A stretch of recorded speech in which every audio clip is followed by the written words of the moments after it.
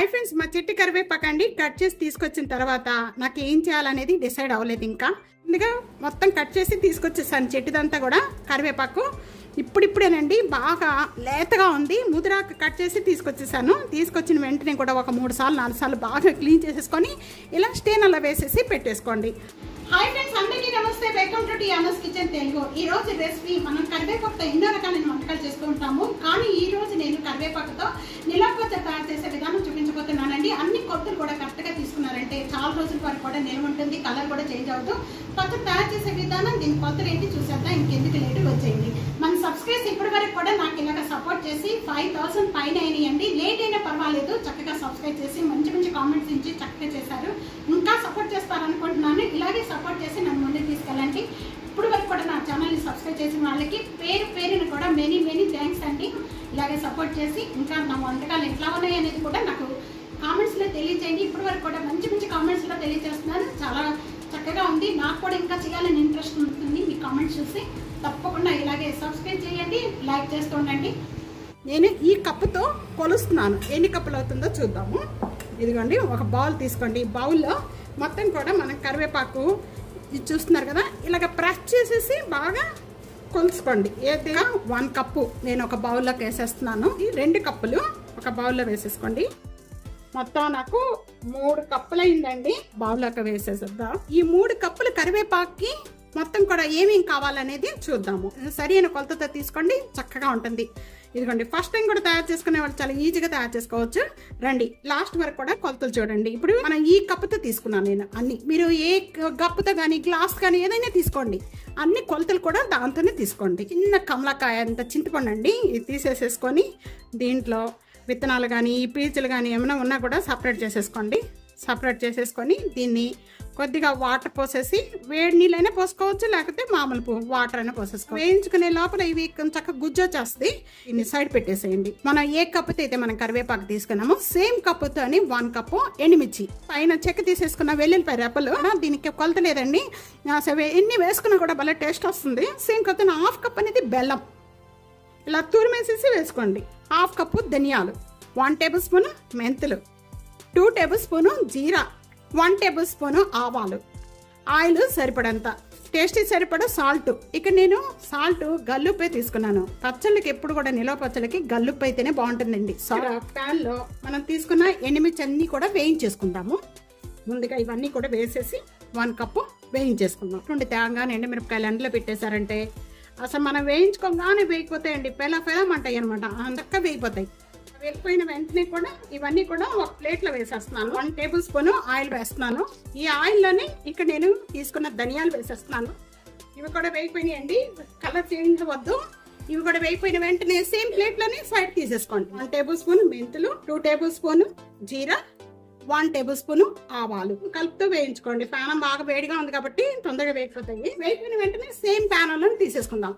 ఇవన్నీ కూడా చల్లారిన తర్వాత మిక్సీ జార్లో వేసుకోవాలండి. ఇవన్నీ ప్యాన్ లోనే 1 టేబుల్ స్పూన్ ఆయిల్ వేస్తున్నాను. ఇక్కడ ఈ ఆయిల్ బాగా కాయిపోయిన వెంటనే ముందుగా మనం కరివేపాకు కొలుచుకున్న కరివేపాకు అంతా కూడా పట్టుకోగానే మనకి పొడైపోవాలి, అంతవరకు వేయించుకోండి. కలిపి చూస్తున్నాగా ఇలా వేగాలి. ఇలా వేగిపోయిందంతా కూడా ఇదంతా ఒక సపరేట్ ప్లేట్ లో తీసేసుకోండి. నానబెట్టుకున్న చింతపండు అంతా కూడా ఇలాగ పిప్పంతా తీసేసి వడపోసేసుకోండి. వడపోసేసుకున్న తర్వాత ఇప్పుడు ఇది కూడా మనం ఉడకబెట్టుకోవాలి. చింతలో పచ్చడి కాబట్టి కొద్దిగా ఉడకబెట్టుకోవాలి. ఇది మీడియం ఫ్లేమ్లో పెట్టేసేసుకొని కొద్దిగా ఒక 1 మినిట్ వరకు కూడా దీన్ని కలుపుతూ కూడా కొద్దిగా చిక్కపడేంత వరకు కూడా ఉడికించుకోండి. బాగా చిక్కపడిన అవసరం లేదు, కొద్దిగా ఉడికితే చాలు. ఇలా బబుల్స్ వస్తున్నాయి కదా, అంతవరకు ఉడికించుకున్న వెంటనే కూడా బెల్లం వేసేసుకోండి. మనం మిక్సీ జార్లో వేసుకునేటప్పుడు చాలా ఈజీగా ఉంటుంది, అందుకని దీంట్లో వేసేసుకొని ఇలా కారబెట్టేసేయండి. మెల్ట్ అయిపోయిన వెంటనే ఇప్పుడు స్టవ్ బంద్ చేసేసేయండి. చల్లారిపోయిన వెంటనే కూడా ఇప్పుడు ముందుగా ఇక్కడ మిక్సీ జార్లో నేను చిన్న మిక్సీ జార్లో వేస్తున్నానండి. మీరు పెద్దది ఉంటే పెద్ద మిక్సీ జార్లో ఒక్కసారి అన్ని చక్కగా వేసేసుకొని పౌడర్ చేసుకోవచ్చు. కొద్దిగా వేస్తున్నాను నేను. మనం తీసుకున్న వెల్లుల్లిపాయ రెబ్బలు కూడా దీంట్లో కొద్దిగా వేసేసి 1 టేబుల్ స్పూన్ దీంట్లోనే గల్లుప్పు వేసేస్తున్నాను. మిక్సీ జార్లో కూడా మనం వేసేటప్పుడు తడి లేకుండా చూసుకోండి. 1 టేబుల్ స్పూన్ యాడ్ చేశాను. తర్వాత కావాలని మళ్ళీ చూసుకొని వేసుకోవచ్చు. అంతా కూడా ఇప్పుడు మిక్సీ జార్ పట్టుకుంది అంతా కూడా నేను ఒక బౌల్లోకి వేసేస్తున్నాను. ఫస్ట్ దీంట్లోనే మనం కరివేపాకు అలాగే చింతపండు ఇవన్నీ కూడా వేసేసుకున్నాం. ముందు కరివేపాకు అనేది మెత్తగా చేసేసుకోండి. ఇలా మనకి చిన్న జార్ అయితే తొందరగా అయిపోతుంది, అందుకనే నేను చిన్న జార్లో వేస్తున్నాను. ఇలా మెత్తగా చేసుకోవాలి. బాగా వేగిపోయిందండి, మంచి స్మెల్ వచ్చేస్తుంది. చక్కగా అన్నీ కలిపేసేసి ఇలా మిక్సీ జార్ పట్టుకున్న చట్నీ అంతా కూడా రెడీ అయిపోయిందండి. కరివేపాకు చట్నీ రెడీ అయిపోయింది. దీన్ని ఇప్పుడు మంచి టేస్ట్ రావడానికి తాలింపు పెట్టుకునే విధానం చూసేద్దాం. మొత్తం కూడా అన్నీ కలిపేసేసి ఇలా వేసేసాను. అన్నీ ఇలా కలిపి వేసుకోవడం వల్ల చక్కగా పచ్చడికి మొత్తం కూడా మనం అన్నీ కూడా బాగా కలుస్తాయండి. ఇదంతా తాలింపు పెట్టుకునే విధానం. పచ్చడి తాలింపు పెట్టుకోవడానికి ఇక్కడ నేను ప్యాన్లో ఆయిల్ వేసేస్తున్నాను. ఈ గ్లాస్తో తీసుకున్నాను నేను ఆయిల్. ఈ ఆయిల్ అంతా కూడా వేసేస్తున్నాను. ఆయిల్ బాగా కాగిపోయిన వెంటనే 1 టేబుల్ స్పూను శనగపప్పు, 1 టేబుల్ స్పూను మినపప్పు ముందుగా ఈ రెండు కూడా వేయించుకోవాలి. ఇక్కడ ఈ పప్పులు రెండు కూడా ఇలా వేగిపోయినాయి, చూస్తున్నారు కదా. కలర్ చేంజ్ అయిపోయిన వెంటనే కూడా ఒక 1/2 టేబుల్ స్పూను ఆవాలు, 1/2 టేబుల్ స్పూను జీరా వేగుతూ ఉండగానే ఒక 6 లేక 5 వెల్లుల్లిపాయ రెబ్బలు కచ్చిపిచ్చిగా నూరేసి వేసుకోండి. ఇటు ఎండుమిర్చి చిన్న చిన్న పీసెస్ కట్ చేసి వేస్తున్నాను. పోయిన వెంటనే కూడా కొద్దిగా కరివేపాకు, కొద్దిగా ఇంగువ, స్టవ్ అనేది బంద్ చేసేసుకుందాం. ఇవన్నీ కూడా బాగా వేగిపోయాయి. ఇదంతా కూడా బాగా చల్లారిన తర్వాత మనం ముందుగా ప్రిపేర్ చేసుకున్న పచ్చడి అంతా కూడా ఈ తాలింపులో కలుపుకోవాలి. ఎప్పుడు కూడా మనం నిలవ పచ్చళ్ళకి అనేది బాగా తాలింపు చల్లారిన తర్వాతే మనం పచ్చళ్ళలో కలుపుకోవాలండి. కూడా బాగా చల్లారిపోయిన వెంటనే కూడా ముందుగా మనం ప్రిపేర్ చేసుకున్న ఈ పచ్చళ్ళంతా కూడా కలిపేసుకుందాం. పప్పులు చూసారండి ఎంత బాగా వేగాయో, అలా వేగాలి. మనం వేసిన ఆయిల్ కూడా కరెక్ట్గా సరిపోతుంది. ఇదంతా కూడా బాగా తాలింపు అంతా కూడా ఈ పచ్చడికి బాగా కలపండి. స్టోర్ చేసి పెట్టుకున్నాం అనుకోండి, మనం ఎప్పుడైనా కూడా పచ్చడి చేయనప్పుడు చక్కగా మనం ఇడ్లీలోకి, దోశల్లోకి, అన్నిట్లోకి, పునుగుల్లోకి, ఏటిల్లోకి వేసుకున్న వేడి వేడి రైస్లో వేసుకొని తినండి. అసలు వదిలిపెట్టరండి, అంత టేస్ట్ ఉంటుంది. ఇదే కొలతలతో ఇదే విధంగా తప్పకుండా ట్రై చేయండి. అసలు మీరు వదలరండి పచ్చడి. నిన్న కరివేపాకు అంతా కూడా కట్ చేశానండి. కట్ చేసేసి మొత్తం కూడా పౌడర్ చేద్దామని ఆలోచించాను.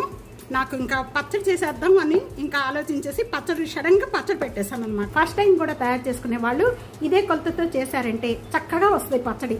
చక్కగా ఈజీగా తయారు చేసుకోవచ్చు. చాలా రోజుల వరకు కూడా మనకి నిలవ ఉండే పచ్చడి కాబట్టి అన్ని కొలతలు కరెక్ట్గా తీసుకున్నారంటే టేస్ట్ బాగుంటుంది. చక్కగా ఈజీగా తయారు చేసుకోవచ్చు. చక్కగా కలర్ కూడా చేంజ్ అవ్వకుండా చాలా టేస్ట్గా ఉండే పచ్చడి తయారవుతుంది.